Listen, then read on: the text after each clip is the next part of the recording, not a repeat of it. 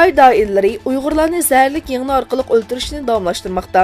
Eng yangi uchurlarga asoslanganda Uyg'ur karxanchi mutallibning Xitoy jazo lagerlarida qiyin qisqa uchrab og'ir yaralangan bir holatda oilasiga berilganligi, orqadan doktorxonada bir hafta davolangandan keyin vafot bo'lganligi ma'lum bo'ldi.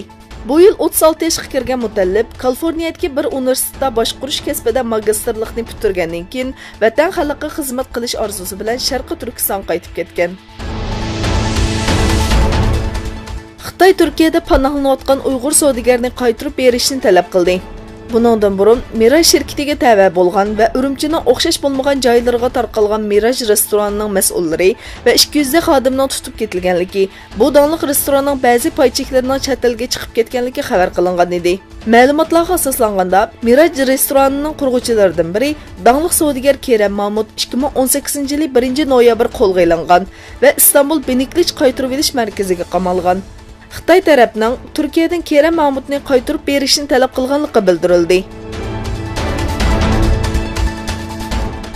Afg'oniston poytaxti Kabulda hukumat binosi qilingan hujumda 29 kishi o'lib, 23 kishi yaralandi. Afg'oniston Ichki ishlar ministrligi bayonotchisi Najib Danish, hukumat binosi oldida bomba qachilangan bir avtomobil portlatildi. Orqadan qurolli kishilar binoga hujum qildi. Voqeada ko'pincha hukumat xodimi bo'lgan 29 kishi o'ldi, 23 kishi yaralandi dedi.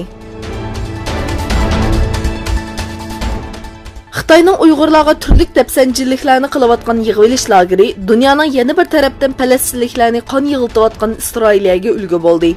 İsrailiyalik siyosatchilar Xitoyning bu siyosatidan o'rnak olib, Falastinda musulmonlar qarshi yurgizish haqida chaqiriq qildi.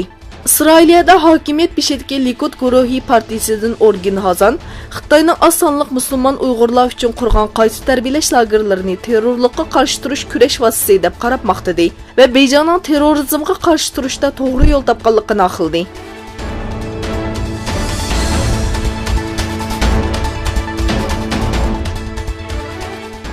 Qozog'iston poytaxti Ostonadagi milliy kutubxonada turkologiya o'qish saloni ochildi.